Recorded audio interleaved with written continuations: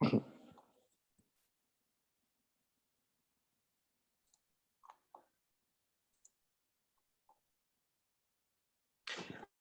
and welcome to Writers and Books Visiting Author Series. My name is Dan Hurd. I'm the Director of Adult Programs. Writers and Books is a nonprofit literary arts center in Rochester, New York. We offer readings, workshops, and literary programming for people of all ages, all currently available online. Our theme for 2021 is Taking Care. We're celebrating different ways we can take care of ourselves and take care of others this year. You can check out our upcoming schedule at wab.org. Please say hello in the chat and let us know you're there. Feel free to submit questions to the Q&A function. Books are available through our bookstore, Ampersand Books. I'll put the link in the chat. We're so excited to have Leslie C. Youngblood with us this evening. First, we'll hear Leslie read, and then she'll be in conversation with Linda Sue Park.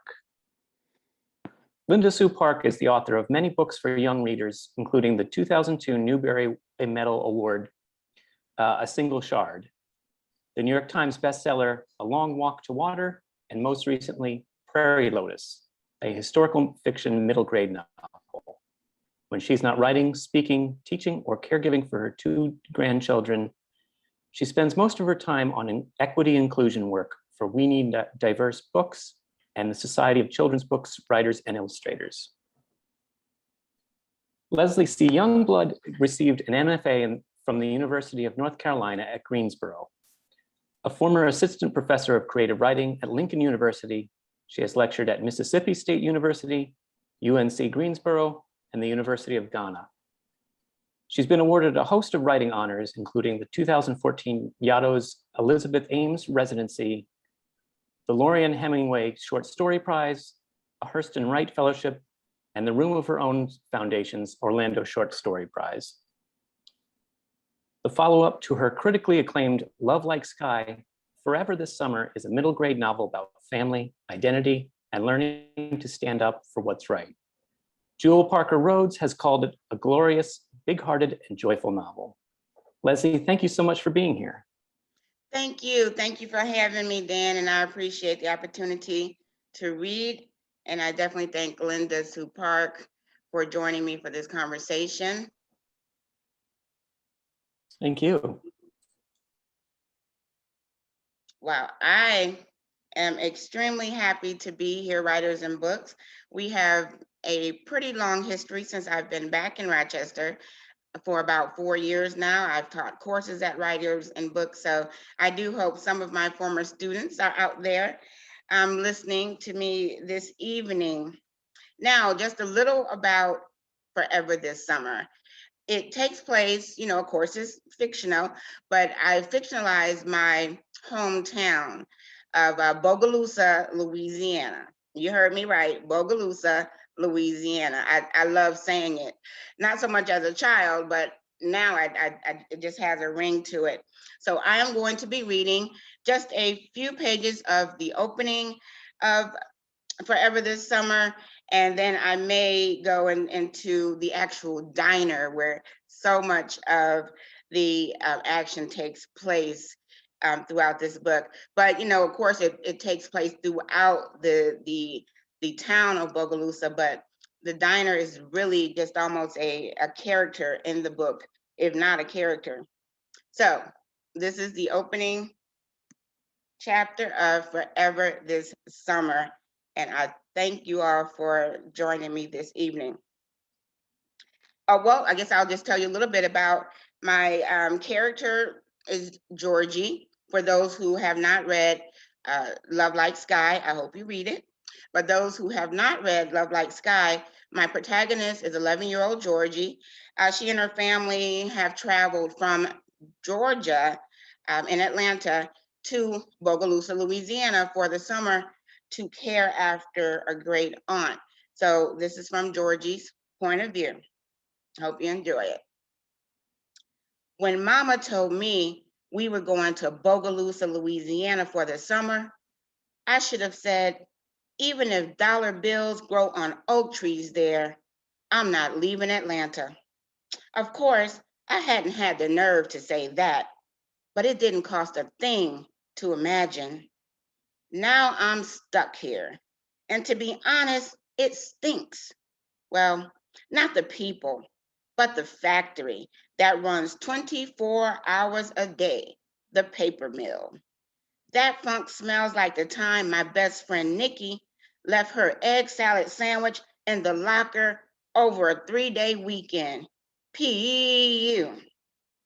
Georgie, did you run the vacuum like I asked you to? Mama yelled from the top of the stairs. I'm expecting company a little later.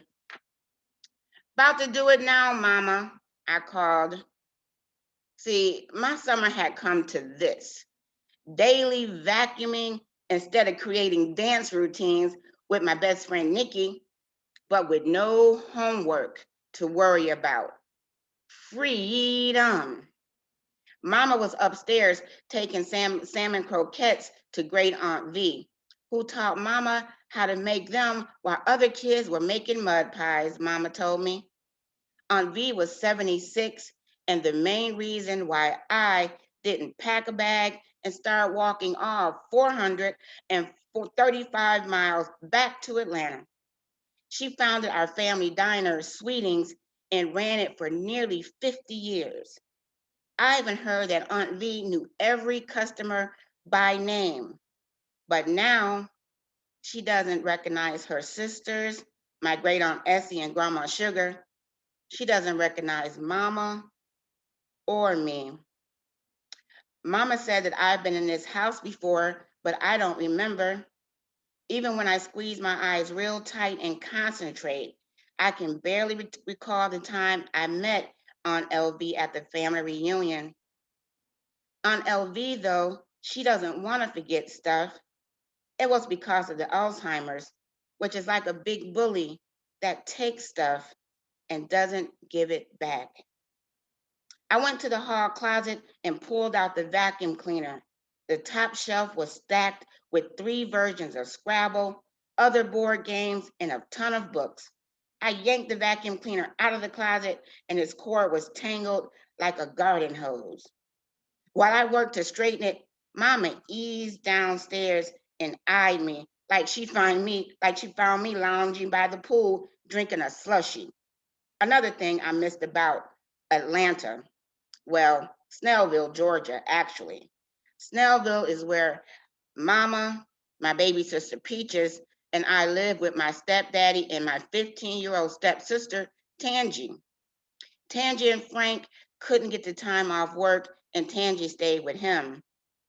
I tried to get out of coming when I realized she wasn't. No go. Daddy lives in College Park, which is close to downtown Atlanta, with his new wife. Snellville after Splitsville is how Nikki summed it up. Even when I say it now, it makes me smile. Splitsville sounds better than divorce.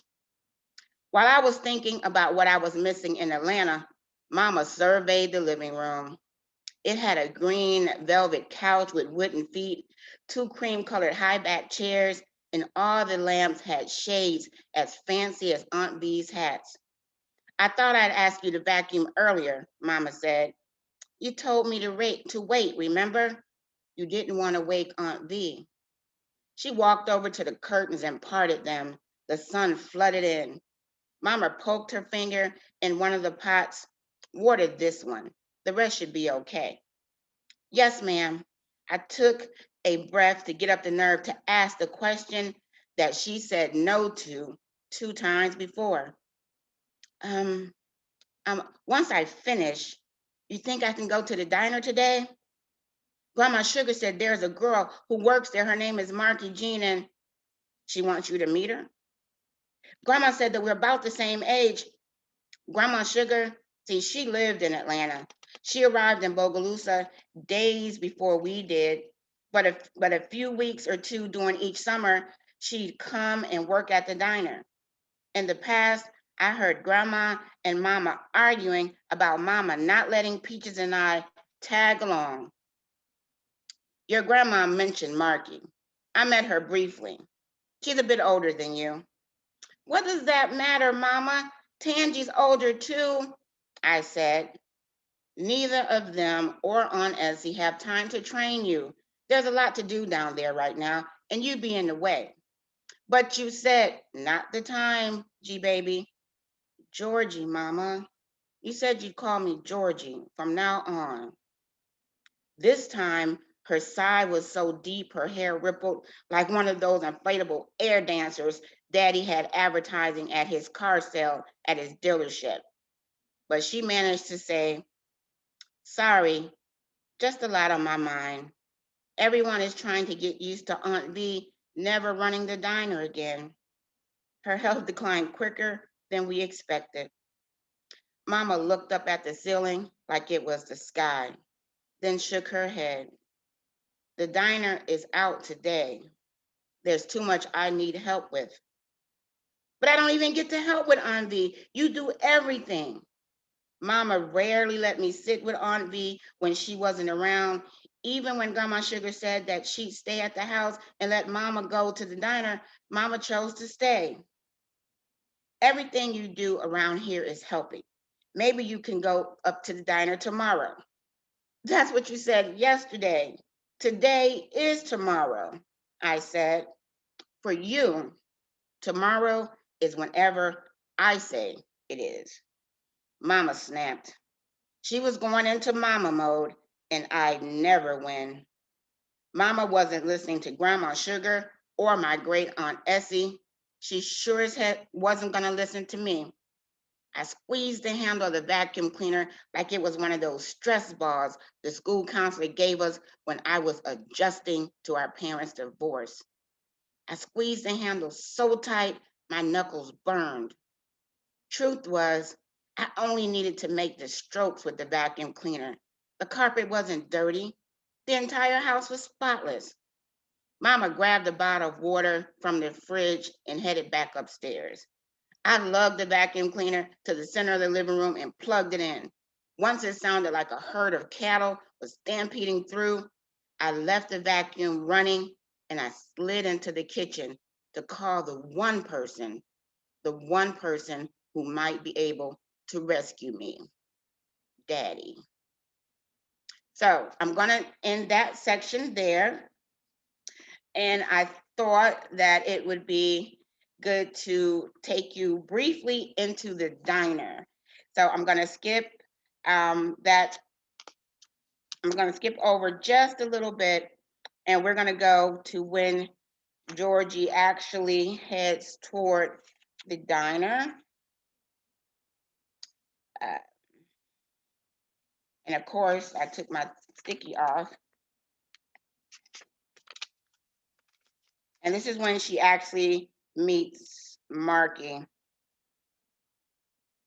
So she's out of the house and she's in town.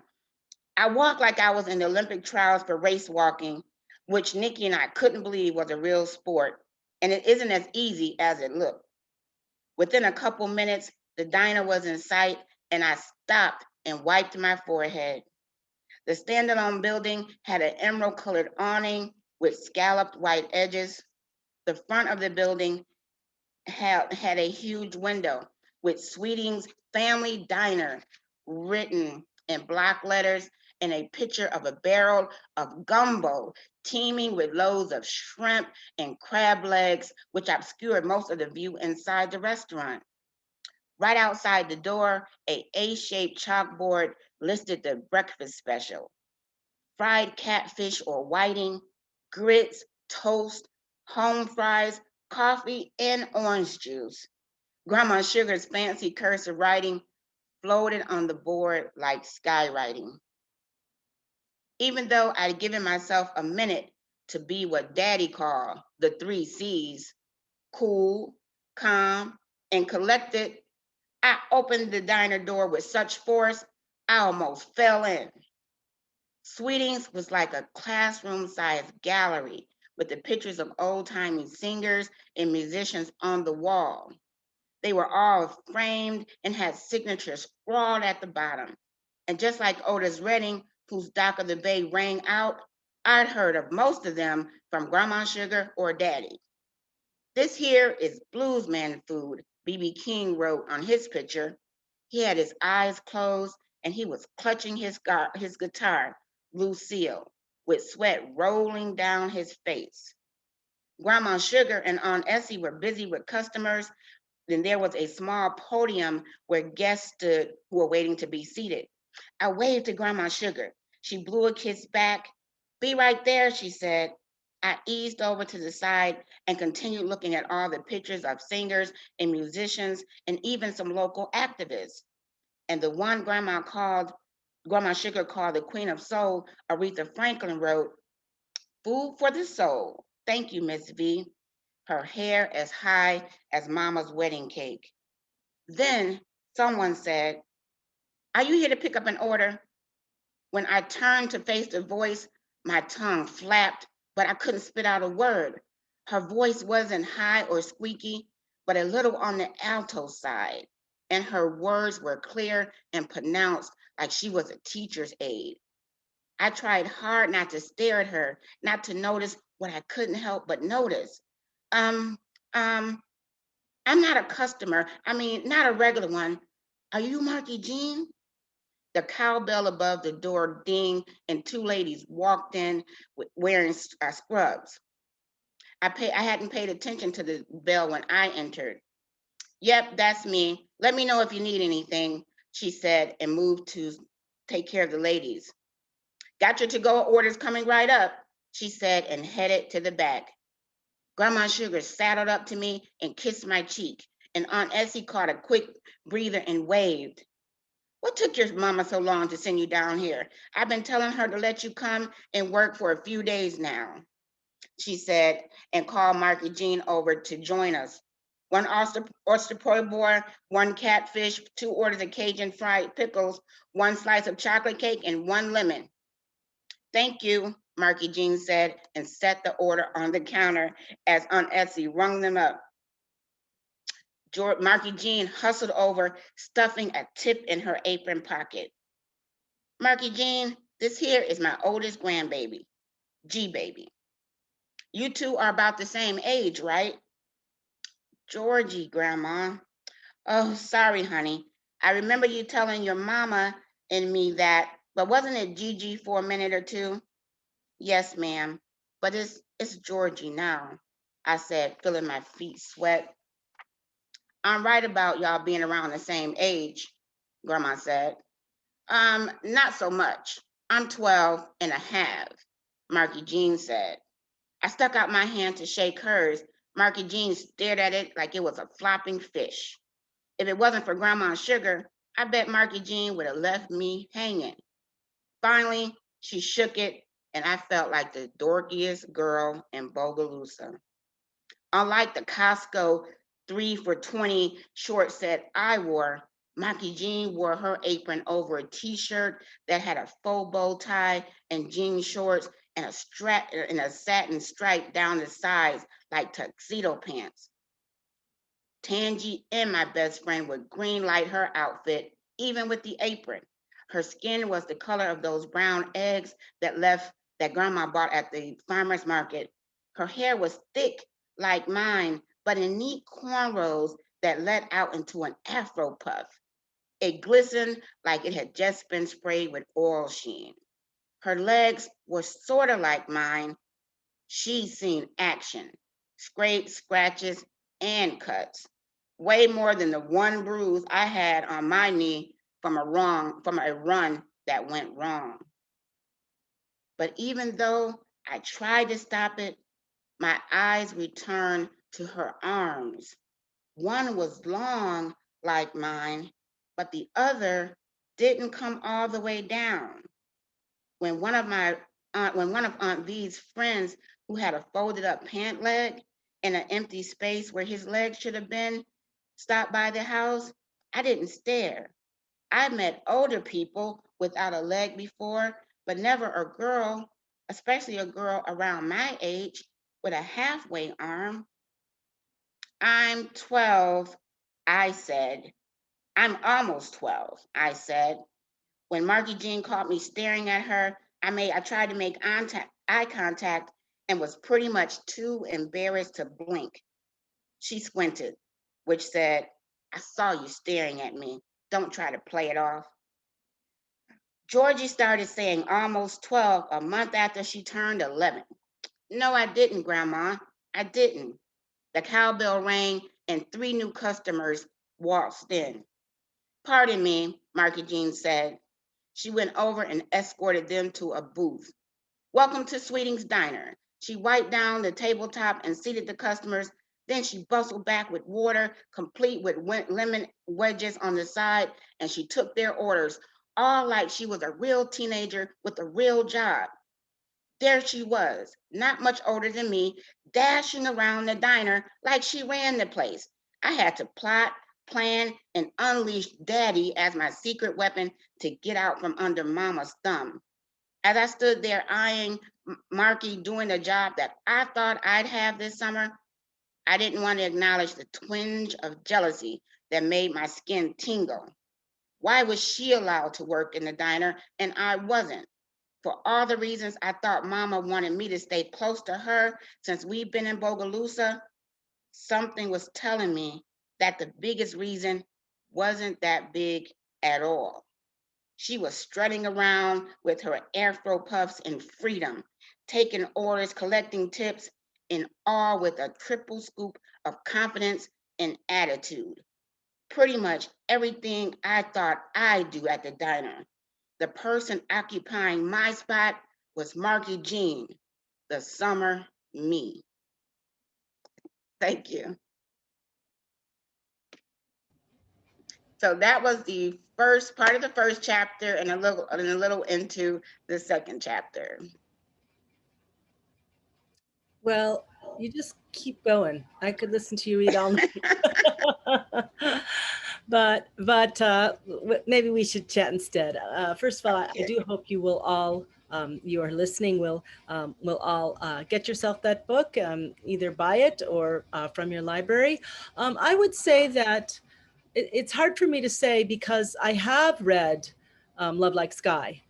So Yes. I don't know what it'd be like to have not read Love Like Sky before reading Forever This Summer, but I do think it stands alone. Obviously, I came in knowing and loving Georgie or G Baby already, and yet I think the story itself, you don't have to know the previous story for that. Right. Yeah. Okay, so I have like 8 zillion things I want to ask you. Okay. And I have 8 zillion answers, hopefully. Okay, good. Okay, so I'm going to back up just a little bit.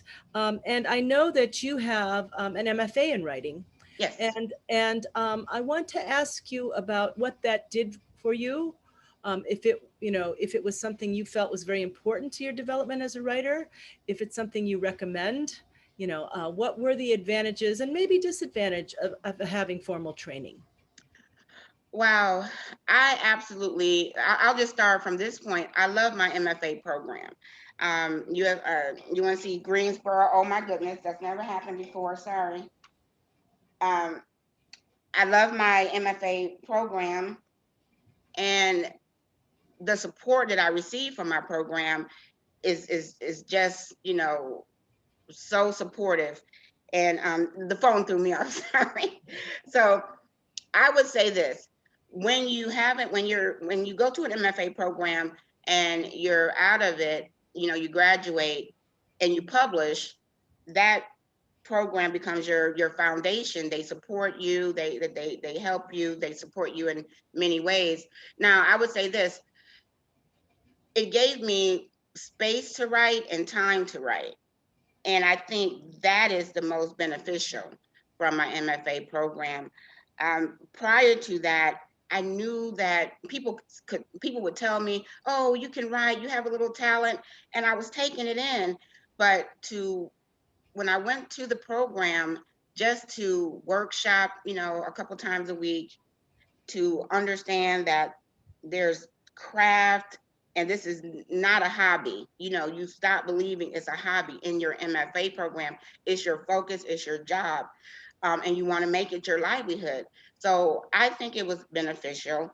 Now, I would say in my program, especially, the time that I attended, to be honest, I was the only person of color in my program. Now, did I consider that a disadvantage? I mean, I do I did then, and I do now. So, but did I compensate for it? I did find mentors and people to help me, and a lot of reading along the way. But I do think, looking back, it would have been beneficial to have a more diverse group of fellow MFAers. Even though the ones I had were great, that lack of diversity, sometimes I did find that I was the one to kind of answer all the questions about people of color in every story, and that gets old. Right. Oh, yeah. It's so exhausting. I hope things are changing. I hope, in more and more places and more programs, there are more opportunities for people of color, because the numbers are important. They are. It is. Yeah. Well, I think what you said about time and space is so important, because I think sometimes when we talk about writing, there is kind of an elephant in the room, which Right. is that there is something called talent, and you don't have to have a lot of it, but I think at least a little bit of interest and then a lot of work can get you Right. there. Right. But they're just listening to you read, there were just so many places where I was just like, I mean, who hasn't wondered that about race walking? You Well, know? And I don't know, I think that's a talent, just an ear or an eye for the little things that seem so unique and individual and yet are also universal. I mean, right. it's a real talent to sort of suss those out. And it's one of the things I so enjoy about your writing. Well, thank you. And it reminds me what you just said, a quote by Baldwin. Of course, I'm gonna, mess it up a little bit, but he says something along the lines of, talent is insignificant, luck, and all of these other words, but the one word that we need most as writers is endurance. So I would say endurance, the luck, I mean, the talent and all of that. Yes, that's important to some degree, as you were saying, but it's the endurance, is knowing that if you want to write, you have to keep at it, which we all know, which is definitely what I do, every morning. Well, not every morning, but most mornings I try. But that endurance, and I would factor in the MFA program in that. That was 2 years. And I'll tell you, going into an MFA program as a person of color, I would have to say that some of my colleagues were like, well, if this doesn't work out, I will do this. And I was like, no, I, I just didn't have that luxury of having that as a place to figure stuff out. I was there to endure this, to work, and then to write, to publish. I didn't use it as something to do along the way to find myself.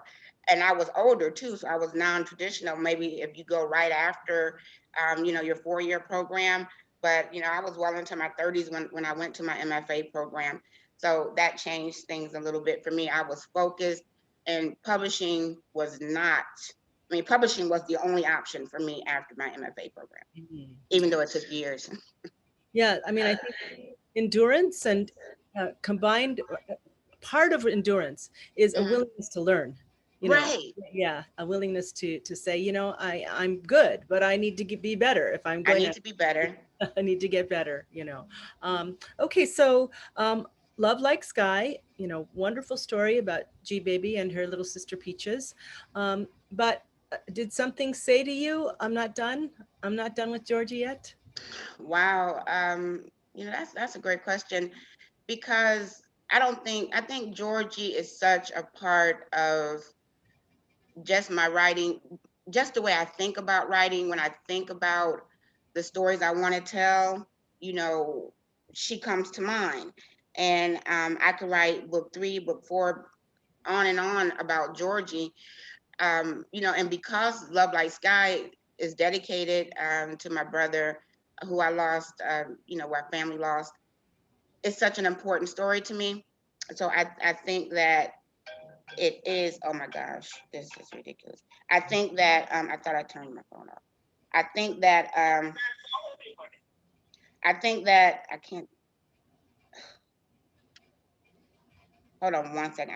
I thought I turned it off. No, no worries at all. Yeah, I thought I turned it off and I didn't. So um because I don't think I'm finished with Georgie. And this is the thing, if I don't finish another full-length book with Georgie, she's always a character. I'm always building off those young Black girls in my mind. So she's always with me. I would have to say, and I know some authors claim a lot of distance from their character, but I would say that a lot of myself is in Georgie, a lot of my sister is in Peaches. So she's always special, and I don't know if I'll ever quite be done with her. Well, I mean, I think it shows. I think it shows how close you are to Georgie in her language and the way she sees the world. It feels very real. It And feels I love that too. I don't shy away from that. And I would like to step into all the characters like that if you can, but I think some are just, you get a little closer than others. yes. We've had one question in the chat asking if you focused on children's and YA writing in your MFA program, but I know Well, you also write for adults. So right, that's a great question. And actually, no. And here's the thing. Um, Love Like Sky was my first foray into children's lit. Everything before that was adult lit, until the voice of Georgie actually just came forth. Well, let me back up. I will say this, and this is important. Georgie as G Baby, which is Georgie's nickname, was a secondary character in my MFA thesis. But never did I think to write and trust that voice as to lead a story. And one, keep in mind, this was years ago with the MFA program, and I do not think that a MFA in children's literature was really popular years ago. It's really just coming into its own, I think, within the last 10 or 15 years.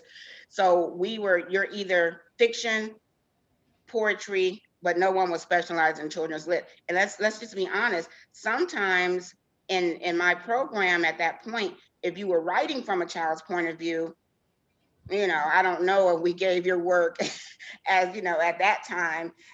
We didn't know if it at least not this type of story. If you wrote along the lines of like a Baldwin, whose first novel, Go Tell on the Mountain, was from a younger point of view, but it was still adult lit. But not a lot of children's stories came up in my MFA program, if at all. So that was important. So I would say to trust this voice took just me trusting myself and knowing that this voice could stand on its own. And when that moment happened, when Georgie's voice said, "Hey, I can do it. Put me in. I can lead this story," that was like one of them aha moments. I think what you just said is really important because there is still a lot of condescension about children's literature from people who are only on the adult side. Right. And that used to drive me crazy. And I have a couple of different approaches now to it that have helped me a little bit over the years. And one is that, I think and I say to people who have that attitude, no, I'm writing to keep your books in print.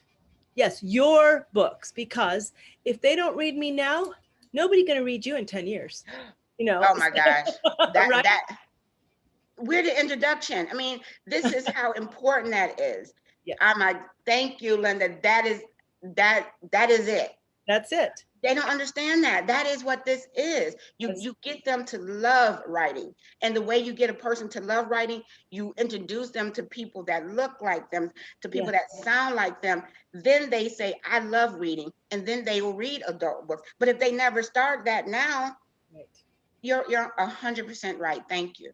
And the other thing is that they have no idea, people who write for adults only, they have no idea what our relationship with our readers is like. I mean, the mail that we get, the things that kids say to you, the way, just the plain old simple fact that you never again love a book the way you do when you're a child. And to me, that's just, you can stay up there in your ivory towers in your adult world because you have no idea how much better it is down here, Oh my God.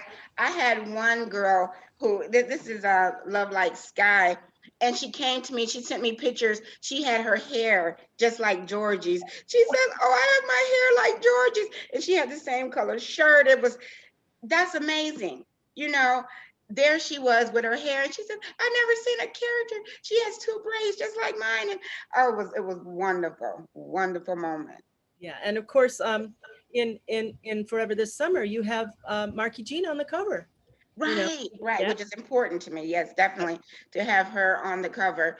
You know, and I did initially, the short version is that initially when with Georgie on the cover, this was not the original cover that my publisher at the time wanted. They wanted a big heart on the cover, and Georgie was just a little small, you know, figure in the corner there. And at first I said yes, because I was so happy to be published, right? But finally, my editor said, hey, you know, I'll back you if you do not like this. And she did. And this was when I was with Disney Books, and they sent over, and my illustrator is Vashti Harrison. They sent over Vashti's entire portfolio and let me just go through it to see, you know, everything that she had submitted. And I tell you, when I saw this picture of Georgie, the full cover, I said, this is it. yeah. This is the picture. And it's just been a love affair since then. I love Becky's work. In fact, the cards I use, to send cards to people are from her shop. Just love it. Okay. All right. So let's see. Another question from the audience today. Do you have an agent, and what is your history with agents? Yes, I do have an agent. And the great thing I'll tell you about this, I think in the majority of writers who publish traditionally, which is through a publisher like my current publisher, which is Little Brown Books, have agents. You know, most of us have agents. So, and the best thing that I recommend that people do is always when you get a book, look at the acknowledgement section. The acknowledgement section will tell you the history of that writer, and normally it will mention the agent. So my agent, I landed after I wrote Love Light Sky and queried.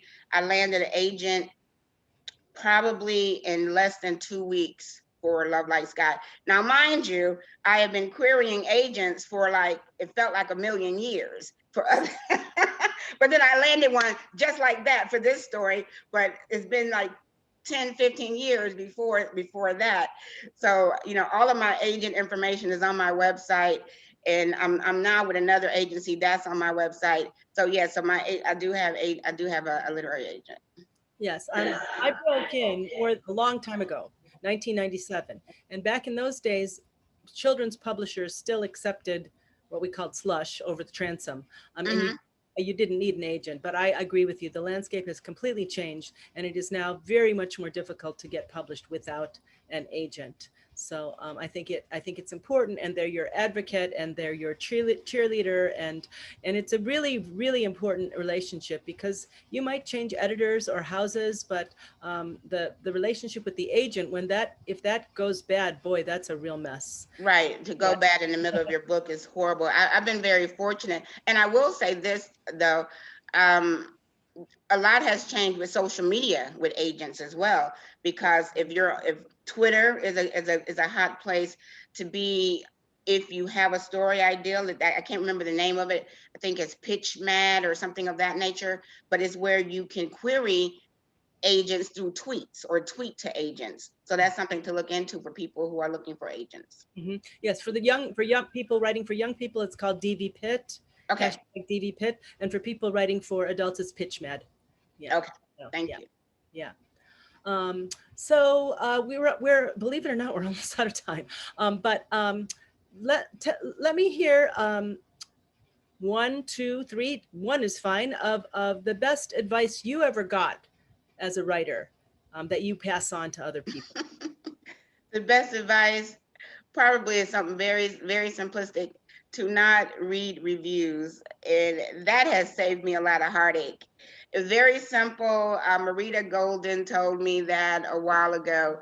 She said to not read reviews because at first I did. I was just reading everything, but you know, and oh, why did they say this? You know, and you don't want to do that. And I think that has been something that comes up daily. And I've trained myself only to read, you know, of course, the trade reviews, we have no choice in those, but I'm not going to go on Amazon or Barnes and Noble and read all that. I let that be for the readers, and I stay away from that. So that has been a great piece of advice. And to get an accountant, because you know the way that the publishing the publishing structure, you're paid, you know, and these lump sums, and so those have been some practical pieces of advice that I take with me. Really good advice. Thinking about the accountant. Yeah. That's the kind of stuff that we don't talk about as much, you know, Right. and we need to. And she told me, don't read reviews and get an accountant. And she was right on both accounts. Right. Right. Okay. Let's see. Have you done? Well, it's a weird time for everything, of course. Are you doing visits with young people, like in schools, virtual visits? I mean, of course, since the pandemic, we haven't been able to do in-person stuff. But Right, I'm doing virtual visits, and I have all that information on my website. So I am doing virtual visits, and I'm looking forward to when we can go back with the little ones in the classrooms. You know, I've done some smaller events like at you know, local libraries and things, but not. I haven't been back in the school since then. right, right. It actually, I found it. You know, we probably will not ever go back to, you know, the way things were before in many ways. Right, you're right. I think the virtual was a real blessing in some ways, although it's very different from going in person. It True. also meant that some schools who couldn't afford an in-person author were able Right. to book virtual visits, and so I think that was an advantage. That's true. That is true. Yeah, That is great. yeah, yeah. Okay, so I'm just going to say to the attendees, last chance to put a question in the chat if you have something you'd like to ask Leslie. And in the meantime, I will ask her what she is working on now. What am I working on now? I'm in this process, since we just spoke about agents, where I am like pitching to my agent. These are my next story ideas. And so we're going back and forth and seeing what, you know, works. And so I do not believe that my next book coming will be in the Love Like Sky, you know, series. I think I'm going to venture out and maybe even write from a male characters, a point of view. So I'm excited about that. So I'm just going to try some new things. You know, Georgie will be around, but I think what we're working on, little out of the box for me, trying to get out of my comfort zone a little bit. So I'm excited about that. But you know, pitching the agents, especially agents that really you know, will give it to you just like they see it, like, we don't think that's working. You need that, right? You need that kind of, you know, constructive criticism, but no sugarcoating. So Right. yes, I'm working on that now. So hopefully we'll hear back from those soon. But I'm working on other things too, just on my own. Great. Well, I hope you will all read both Forever This Summer and Love Like Sky, and we will eagerly await whatever comes for you next. I can't say enough about how much I enjoy your writing and how lost I get in that world, your strength with setting and with character. I just make your books such a pleasure to read. And I saw a quote, I think it was Jason Reynolds probably, who said, I write for all children. I write my books for all children, but I write my books to Black children, you know, Yes. or something like that. And that really moved me. And I can see how much resonance your books would have for kids of color, young girls of color, young girls who are very dark of color, you know. But I can also so appreciate them. Oh, So, I you know, appreciate that. And I love the fact that Black girls can see themselves, because I did not have that. And as I've heard you say times before, those books were out there. I just personally, you know, did not have the pleasure of being exposed to them. You know, Miss Greenfield, we just lost her recently. And so there's so many others who were writing, but I did not. for whatever reason, get exposed to those books. But I'm glad that I am writing books that I'm trying to make sure gets in the hands of kids. You know, it's exactly the problem we touched on earlier, is that there weren't enough numbers all over. I like, you know, with Miss Greenfield, who has a very special spot in my heart, I'll tell you Yes. about in a minute, but she didn't have the Black educators, the Black librarians, the Black publicists Right. promoting her work so that it could reach kids like you. Exactly. So we So need we didn't all know. up and down, right. And unless you had a teacher who was into that world, you only got, in my era, Holden Caulfield, you know, that's Right. Catcher in the Rye, and those things. And then let me tell you, I'll just say this quickly. When I ventured into middle grade, it was then that I was like, oh my gosh, this book was written in 1970. This book was written in I just wasn't. And unless you had a parent, if you're a first generation college, perhaps your parent was not exposed to that. Exactly. So we have to talk more about that. Yes, these books were there, but we were not exposed because we did not have the librarians exposing us, or the teachers. Yep. The numbers, you're right. I'm so glad you mentioned Miss Greenfield, because I did an event very early in my career. I think it was after the Newbery, but it was in the early 2000s, and I was down in the Carolinas somewhere. And she came to one of my events, and I was just so floored. You know, she was one of my heroes, and I just couldn't get over. And she said, she was like annoyed at me. She was like, "Of course I'd come here, you girl. What are you talking about?" You know. Oh, you know, okay, I'll tell you this. After ALA, Library Association, she friended me on Twitter, and I just couldn't believe it. Yeah. It was my, you know, she friended me on Twitter, and I just couldn't believe it. So, right. I mean, and that was her too. She was in her 80s using Twitter. You know, she was just something. Anyhow, as you can see, we could keep going forever. But I want to thank you for a lovely evening. And thank you, Linda, things are getting better, and so we'll have to meet up one of these days soon, right? True. Yes, definitely. In the meantime, very best wishes on your work. I hope you settle on that project soon. And I will. Okay, our host is back, and perhaps he can see us out. Okay. Thank you so much. What a wonderful conversation. Yeah, thank you. It's great to hear your work and to hear you talk. So thank you to you both. Buy the book. The link is in the chat. I want to thank our funders here. There they are.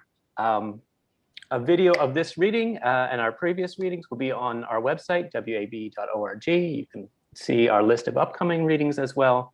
I want to thank everyone for coming, and have a great evening. Thank you. Thank you. Bye-bye. Take care. Thanks for coming.